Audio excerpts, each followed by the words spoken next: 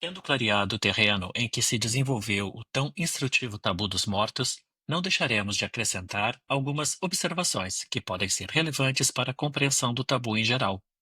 A projeção da hostilidade inconsciente sobre os demônios no tabu dos mortos é apenas um bom exemplo no bom número de processos a que se deve atribuir enorme influência na configuração da psique primitiva. No caso considerado, a projeção serve para resolver um conflito emocional. Ela tem esse uso em grande número de situações psíquicas que levam à neurose. Mas a projeção não é criada para defesa. Também ocorre onde não há conflitos.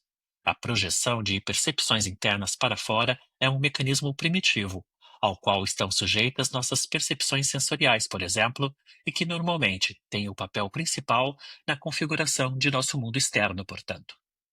Em condições que ainda não foram suficientemente verificadas, as percepções internas de processos afetivos e intelectuais também são, como as percepções sensoriais, projetadas para fora, empregadas na configuração do mundo externo, quando deveriam permanecer no mundo interno.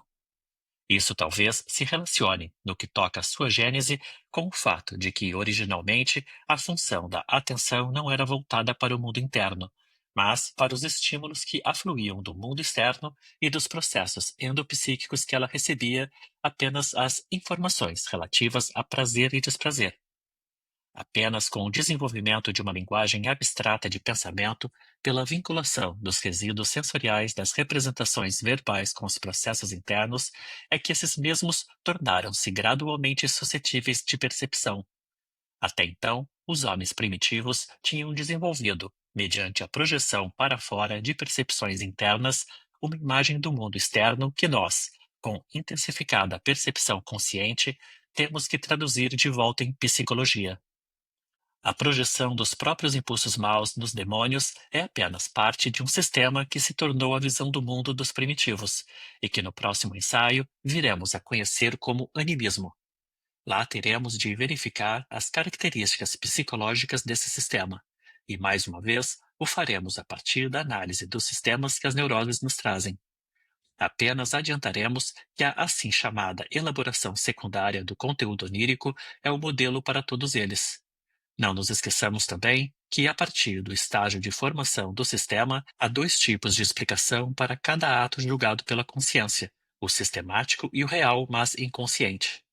Wundt observa que, entre os efeitos que em toda parte o mito atribui aos demônios, predominam inicialmente os nefastos, de forma que nas crenças dos povos os demônios maus são claramente mais antigos que os bons.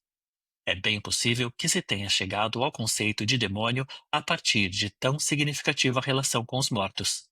Então, a ambivalência inerente a essa relação veio a expressar-se, no curso da evolução humana, no fato de duas formações psíquicas inteiramente opostas surgirem da mesma raiz. De um lado, o temor de demônios e fantasmas, de outro, a adoração de ancestrais. O fato dos demônios sempre serem vistos como espíritos de gente há pouco falecida atesta, mais que qualquer outra coisa, a influência do luto na origem da crença em demônios. Cabe ao luto uma tarefa psíquica bastante específica. Ele deve desprender dos mortos as recordações e expectativas dos que lhes sobrevivem. Uma vez realizado esse trabalho, a dor se atenua. Com ela, o arrependimento e a recriminação, e, portanto, também o medo dos demônios. Os mesmos espíritos que inicialmente eram temidos como demônios passam a ter o destino mais amigável de serem venerados como ancestrais e solicitados a prestar ajuda. Se acompanhamos a atitude dos vivos para com os mortos através dos tempos, é inegável que a ambivalência diminuiu bastante. Agora consegue-se facilmente refrear, sem necessidade de um maior dispêndio psíquico, a hostilidade, inconsciente, mas sempre verificável, em relação aos mortos. Onde antigamente o ódio satisfeito e a dolorosa afeição lutavam entre si, hoje se encontra a piedade, como se fora uma cicatriz, e exige de que dos mortos não se fale a não ser bem.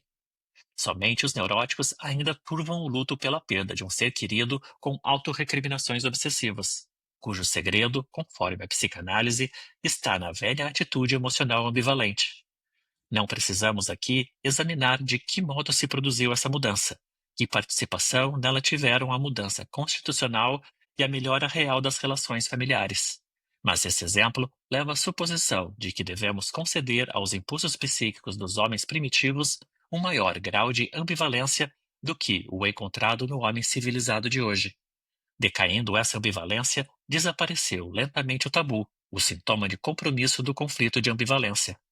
Podemos dizer dos neuróticos, obrigados a reproduzir essa luta e o tabu dela resultante, que trouxeram consigo uma constituição arcaica como resíduo atávico, cuja compensação, por exigência da cultura, força-os a um enorme dispêndio psíquico.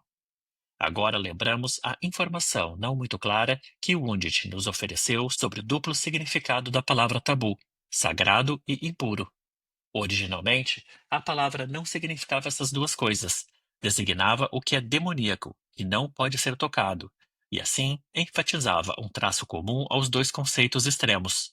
Mas essa persistente característica comum demonstraria que os âmbitos do sagrado e do impuro coincidiam na origem, que apenas depois eles se diferenciariam.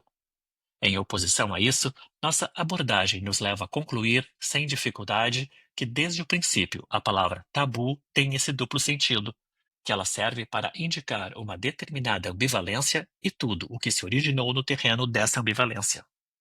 Tabu é uma palavra ambivalente em si mesma, e acreditamos a posteriori, que o sentido comprovado do termo já permite supor o que se obteve como resultado de ampla pesquisa, que as proibições do tabu devem ser vistas como produto de uma ambivalência emocional. O estudo dos mais antigos idiomas nos ensina que houve muitas palavras assim, que abrangiam opostos que, em certo sentido, embora não exatamente o mesmo, eram ambivalentes como a palavra tabu. Pequenas mudanças fonéticas da palavra primitiva de significado antitético serviram depois para conferir expressão verbal diferenciada aos dois opostos ali reunidos. A palavra tabu teve outro destino, diminuindo a importância da ambivalência por ela designada, ela própria, ou melhor, as palavras que lhe eram análogas desapareceram do vocabulário. Espero tornar plausível mais adiante que por trás do destino desse conceito há uma clara transformação histórica, que o termo ligava-se inicialmente a relações humanas bem definidas, caracterizadas pela grande ambivalência emocional, e que delas foi estendido a outras relações análogas. Se não estamos errados, a compreensão do tabu também lança luz sobre a natureza e a gênese da consciência moral. Podemos falar, sem esticar os conceitos, de uma consciência do tabu e uma consciência da culpa do tabu, após a transgressão do tabu. A consciência do tabu é provavelmente a mais antiga forma que encontramos do fenômeno da consciência, pois o que é consciência? Conforme o testemunho da linguagem, é aquilo que se sabe com maior certeza. Há línguas em que a sua designação mal se distingue daquela de consciência. Consciência é a percepção interna da rejeição de determinados desejos existentes em nós, mas a ênfase está em que essa rejeição não precisa apelar para nenhuma outra coisa, que está segura de si mesma. Isso torna-se ainda mais claro no caso da consciência de culpa, da percepção da condenação interior dos atos mediante os quais concretizamos determinados desejos. Uma fundamentação parece aí supérflua. Todo aquele com consciência sente dentro de si a justificativa da condenação, a recriminação pelo ato realizado. A mesma característica mostra o comportamento dos selvagens ante o tabu. O tabu é o mandamento da consciência. Sua violação faz surgir um terrível sentimento de culpa, que tanto é evidente em si como de procedência desconhecida. Portanto, também a consciência provavelmente surge com base numa ambivalência emocional, a partir de relações humanas bem específicas às quais se liga tal ambivalência, e sob as condições reivindicadas para o tabu e a neurose obsessiva, de que um dos sentimentos opostos seja inconsciente e conservado, reprimido pelo outro, obsessivamente dominante. Essa conclusão harmoniza-se com várias coisas que aprendemos na análise das neuroses. Primeiro, o fato de, no caráter dos neuróticos obsessivos, haver um traço de penosa conscienciosidade, como sintoma reativo à tentação que espreita no inconsciente, e do mais alto grau de consciência da culpa ser por eles desenvolvido quando há intensificação da doença. É possível arriscar a afirmação de que, se não podemos atinar com a origem da consciência de culpa nos enfermos obsessivos, não temos perspectiva nenhuma de conhecê-la. A solução dessa tarefa é agora alcançada no âmbito do indivíduo neurótico. Esperamos chegar a uma solução análoga no tocante aos povos. Em segundo lugar, chama-nos a atenção que a consciência de culpa tenha muito da natureza da angústia. Pode ser descrita sem maior problema como angústia da consciência. Mas a angústia remete a fontes inconscientes. A psicologia da neurose nos ensinou que quando desejos são reprimidos, sua libido é transformada em angústia. E lembremos que na consciência de culpa também há algo desconhecido e inconsciente, isto é, os motivos da rejeição. O caráter de angústia da consciência de culpa corresponde a esse desconhecido. Se o tabu manifesta-se predominantemente em proibições, é admissível a reflexão segundo a qual ele seria evidente por si mesmo e não necessitaria de amplas provas tomadas da analogia com a neurose. Ele teria, em seu fundo, uma positiva corrente de desejo. Afinal, não é necessário proibir o que ninguém deseja fazer, e de todo modo, o que se proíbe enfaticamente deve ser objeto de um forte desejo. Se aplicarmos essa tese razoável aos nossos primitivos, deveremos concluir que, entre suas maiores tentações, estão matar seus reis e sacerdotes, cometer incesto, maltratar os mortos. Ora, isso não é muito verossímil, e provocaremos a mais decidida oposição se referirmos essa tese aos casos em que nós mesmos acreditamos ouvir de modo mais nítido a voz da consciência. Afirmaríamos então, com inabalável certeza, que não sentimos a menor tentação de violar um desses mandamentos, aquele que diz não matarás, por exemplo, e que a ideia de sua violação nos traz apenas horror. Se atribuímos a essa declaração de nossa consciência a importância que ela pretende ter, torna-se supérflua, por um lado, a proibição, tanto o tabu como nossa proibição moral, e, por outro lado, o fato mesmo da consciência fica inexplicado e nos escapam as relações entre consciência, tabu e neurose. Ou seja, volta-se ao estado do conhecimento que existe enquanto não abordamos o problema do ponto de vista da psicanálise. Porém, se levamos em conta o fato descoberto pela psicanálise nos sonhos de indivíduos sãos, de que a tentação de matar os outros é também em nós mais forte e mais frequente do que imaginamos e de que produz efeitos psíquicos mesmo quando não se manifesta para a consciência, e se além disso reconhecemos das prescrições obsessivas de determinados neuróticos as medidas de segurança e autopunições relativas ao intensificado impulso de matar, então, voltaremos com outra apreciação à tese exposta acima, de que onde existe uma proibição, deve esconder-se um desejo.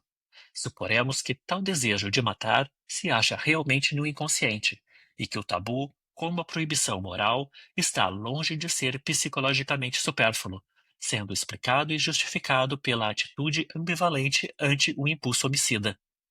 Uma característica dessa relação ambivalente que destaquei várias vezes como fundamental, o fato da corrente positiva de desejo ser inconsciente, nos abre o caminho para outros vínculos e possibilidades de explicação.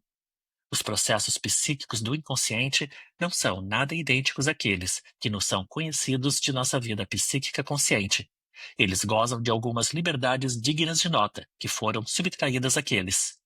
O impulso inconsciente não precisa ter surgido ali, onde o vemos aparecer. Pode vir de outro lugar, ter se ligado originalmente a outras pessoas e relações, e através do mecanismo de deslocamento, ter chegado ali, onde nos chama a atenção. Graças à natureza indestrutível e incorrigível dos processos inconscientes de épocas remotas, aos quais era apropriado, também pode ter sobrevivido em épocas e circunstâncias posteriores em que suas manifestações devem parecer estranhas.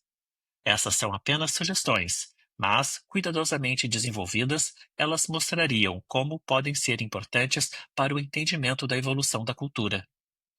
Antes de concluir essa discussão, não podemos deixar de fazer uma observação introdutória a pesquisas vindouras. Embora insistindo na identidade essencial da proibição do tabu com a proibição moral, não contestamos que tem de haver uma diferença psicológica entre as duas. Apenas uma mudança nas condições da ambivalência básica pode ser a causa da proibição não mais aparecer em forma de tabu. Até agora, nos deixamos guiar na consideração psicanalítica dos fenômenos do tabu pelas concordâncias demonstradas com a neurose obsessiva. Mas o tabu não é uma neurose, e sim uma instituição social. Cabe-nos, então, a tarefa de indicar onde se acha diferença de princípio entre a neurose e uma criação cultural como o tabu. Aqui, mais uma vez, tomarei um único fato como ponto de partida. Teme-se, entre os primitivos, que a violação do tabu acarrete uma punição, geralmente uma grave enfermidade ou morte. Tal punição cairá sobre aquele que se fez responsável pela transgressão. Na neurose obsessiva é diferente. Se o doente realiza algo proibido, ele não teme o castigo para si, mas para outra pessoa, que geralmente não especifica, mas que na realidade é facilmente reconhecida como uma das mais próximas e mais amadas por ele. Nisso, o neurótico se conduz de modo altruísta, portanto, e o primitivo de modo egoísta. Apenas quando a violação do tabu não é automaticamente vingada, nasce nos selvagens o sentimento coletivo de estarem todos ameaçados devido à afronta, e apressam-se em executar eles mesmos a punição omitida. Não é difícil explicar o mecanismo dessa solidariedade. Está em ação o medo do exemplo contagioso, da tentação de imitar, ou seja, da capacidade de infecção do tabu. Se alguém chegou a satisfazer o desejo reprimido, em todos os membros da comunidade se animará esse desejo. Para sufrear essa tentação, o infrator invejado tem que ser despojado do fruto de sua ousadia, e não raramente a punição dá aos seus executores a oportunidade de, sob a justificativa da expiação, perpetrar o mesmo ultraje por sua vez. Este é, afinal, um dos fundamentos do sistema de punição humano, e tem por pressuposto, corretamente sem dúvida, que os mesmos impulsos proibidos se acham tanto no infrator como na comunidade que se vinga. Nisso, a psicanálise está confirmando o que dizem os homens devotos, que somos todos pecadores. Como explicar a surpreendente nobreza da neurose que nada teme em relação a si, mas tudo em relação a alguém que ama? A pesquisa psicanalítica mostra que essa atitude não é primária. Originalmente, isto é, no começo da doença, a ameaça de castigo aplicava-se à própria pessoa, como entre os selvagens. Em cada caso, temia-se por sua própria vida. Somente depois o medo da morte foi deslocado para uma pessoa amada. O processo é um tanto complicado, mas podemos abarcá-lo inteiramente. Na raiz da proibição, há normalmente um impulso mau, um desejo de morte em relação a uma pessoa amada. Este é reprimido mediante uma proibição, e esta é ligada a uma determinada ação, que, digamos, representa a ação hostil contra a pessoa amada mediante deslocamento. A execução desse ato é ameaçada com a pena de morte. Mas o processo vai adiante. O desejo original de que a pessoa amada morra é substituído pelo medo de que morra. Quando a neurose se revela tão afetuosamente altruísta, portanto, ela está compensando a atitude oposta de brutal egoísmo que lhe é subjacente. Se chamamos de sociais os sentimentos que são determinados pela consideração pelo outro e que não veem como objeto sexual, podemos destacar o recuo desses fatores sociais como um traço fundamental da neurose, depois encoberto pela supercompensação. Não vamos agora nos deter na gênese desses impulsos sociais e em seu vínculo com outros instintos fundamentais do homem, e sim evidenciar, por meio de outro exemplo, a segunda característica principal da neurose. Em suas manifestações, o tabu apresenta enorme semelhança com o medo de contato dos neuróticos, o delírio do toque. Ora, nessa neurose, a proibição é normalmente de contato sexual, e a psicanálise mostrou, de modo geral, que as forças instintuais que são desviadas e deslocadas na neurose têm origem sexual. No tabu, o contato proibido tem claramente não apenas sentido sexual, mas, sobretudo, o significado mais geral de ataque, de apoderamento, de afirmação da própria pessoa. Se é proibido tocar no chefe ou em algo que com ele esteve em contato, deve-se impor com isso uma inibição ao mesmo impulso que outras vezes se exprime na desconfiada vigilância do chefe, e mesmo nos maus tratos físicos dele. Assim, a preponderância dos elementos instintuais sexuais é o fator característico da neurose, mas os próprios instintos sociais surgiram como unidades particulares da união de componentes egoístas e eróticos. Esse exemplo de comparação entre o tabu e a neurose obsessiva permite imaginar qual a relação das diversas formas de neurose com as formações culturais e como o estudo da psicologia das neuroses é relevante para compreendermos a evolução cultural. As neuroses mostram, por um lado, notáveis e profundas concordâncias com as grandes produções sociais, que são a arte, a religião e a filosofia, e, por outro lado, aparecem como deformações delas. Pode-se arriscar a afirmação de que uma histeria é uma caricatura de uma obra de arte, uma neurose obsessiva a caricatura de uma religião, e um delírio paranoico de um sistema filosófico. A diferenciação remonta, em última análise, ao fato das neuroses serem formações associais. Elas procuram obter, por meios privados, o que na sociedade surgiu mediante o trabalho coletivo. Na análise instintual das neuroses, percebemos que nelas a influência determinante é a das forças instintuais de origem sexual, enquanto as formações culturais correspondentes baseiam-se em instintos sociais, aqueles oriundos da junção de elementos egoístas e eróticos, pois a necessidade sexual não é capaz de unir os homens da mesma forma que as exigências da autopreservação. A satisfação sexual é, antes de tudo, assunto particular do indivíduo. Do ponto de vista genético, a natureza associal da neurose resulta de sua tendência original de escapar de uma realidade insatisfatória rumo a um prazeroso mundo de fantasia. O mundo real, evitado pelo neurótico, é governado pela sociedade dos homens e pelas instituições que eles criaram conjuntamente. Dar as costas à realidade é, ao mesmo tempo, retirar-se da comunidade humana.